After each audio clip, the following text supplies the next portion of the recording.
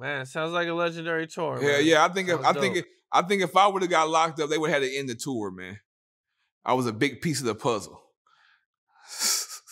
Okay, what all were you doing? Shit. Tell me about it. Everything. Anything that had something to do with him. You know what I'm saying? For real. Keeping everything together? Shit, hell yeah. Everything. Whatever you could think of, I was keeping it together. Cause if I was doing a lot, man. Like as far as him able to be young Jeezy the superstar, I was helping along for him to do that. I was helping him be a superstar. You know what I'm saying? I was doing shit that he wouldn't have to worry about. You know what I'm saying? Even talking to certain niggas and talking to security, checking security when they not in play, and just basically just having his back. You know what I'm saying? Cause I was always a thinker. I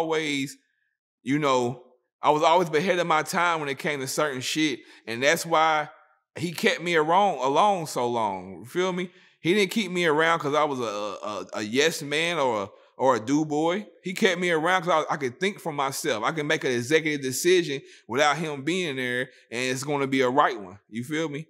Because I knew what he wanted. You know what I'm saying? I knew what he needed. You know, a lot of times on tours, I was the stylist. You feel me? I was the nigga putting the clothes together. I was the nigga going to shop and find clothes and for him to wear and all this. And then now you see, soon as I left, he had the BET Awards in a leather vest with no shirt. You know what I'm saying? I would never wore that shit. Also, everybody's locked up too, so he has a lot less help. You can say that, but a lot of people was just around. You know what I'm saying? I ain't gonna say they were just around, but a lot of people was just really entourage. You know what I'm saying? Or security. Other than that, nobody really had no job title unless they were security or something. Other than that, it was just homeboy shit, nigga shit. You know what I'm saying? When you have a big entourage like that, like you guys had, do these guys get paid any money, or is their payment like you're getting free hotels and you get to party for free and you get to have a good time for free? No, not really. It is like that with certain people, but if you're really part of a crew like that, it's certain benefits that you get. You know what I'm saying? Cause everybody plays a role.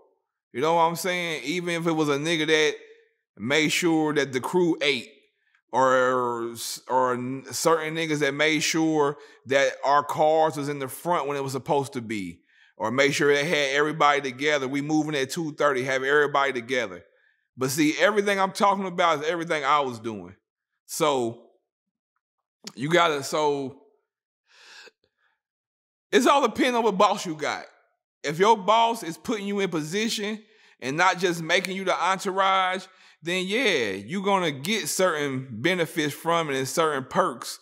But if you got a boss that is just looking at you like you just said, oh, you're right. I'm giving you free hotels, you eating free, you traveling the world for free. That's all you should need. You know what I'm saying? And that's kind of how Jeezy was. You know what I'm saying? You had to be really, I don't know what to say. You had to be really, he had to really see in his eyes that you really doing a job and you just not hanging around smoking and drinking all the time. You feel me? Because if he see you, because Jeezy used to watch everything, if he see you just always partying, that's what he'll put you at, the party guy. You feel me? We about to go out, call him. You know what I'm saying? Because it was a lot of security guards that I used to tell, like, hey, it was a lot, because at first our security was homeboys. You feel what I'm saying? Wasn't none of our security real security. These was all homeboys, ex-prison niggas that was cut up, and you know what I'm saying? So at that time, they was getting paid though, but It's like we had real ex-criminals as security guards. So I used to have to tell them, because, you know, they really wasn't security, so they'd get caught up in the whole vibe and the whole situation that's going on, and you will look up, and they supposed to be security, but they got a bottle, they got the blunts, they fucking with bitches. So, you know, it was all about the position you put yourself in, because he would let you play yourself out your position. You feel me? That's what he'll do. But as you can see, as everybody know, I never played myself out of no position. I was with the man 14 years. And I got stories of niggas that played themselves out of position all the time. And I used to try to tell them, like, hey, because, you know, Jeezy used to talk to me about a lot. About the niggas, about this nigga, that nigga, how you feel about that, woo, woo, woo. And I used to relay the message, like, hey, bro, you got to tighten up. If this is what you want to do and you want to be around, you got to tighten up. Cause he paying you to be security, but you chilling like you wasn't the homeboys. You with bitches, you smoking blunts, you hitting the bottle, and you drunken at us. How you drunken in the boss? And you supposed to be protecting the boss. So, you know, he looked at shit like that, and a lot of motherfuckers got cut off like that. But other than that, you know, he never paid nobody what they was worth anyway, man. Not from Kinky, not from Carbon, not from the USDA groups. He never gave everybody what they was worth. He gave motherfuckers what he wanted to. And the loyalty and the respect and the love that motherfuckers had for him, they took it because it wasn't about the money. It was a brotherhood. It was a family. You feel me? So, far as that, yeah, it was a lot of people around that wasn't getting no money. Shit, I wasn't getting no money for a while, but shit, it was different from me. I might not have been getting no money, but I had $2,000-$3,000 in cash at my disposal at any time. You feel me? Like, I was the nigga that had everything of his. Car keys, jewelry, keys to all the houses, garage door openers. I knew where all the money was. That was me. You know what I'm saying? He'd call me, hey, go open the safe up, get such and such out, take it over to what's her name. That was me. You feel me? Codes to the safes and shit. It's a lot of responsibility. Yeah, but not really. Yeah, but not really. It was, but it wasn't. I think I was built for it, so it really didn't stress me out of nothing.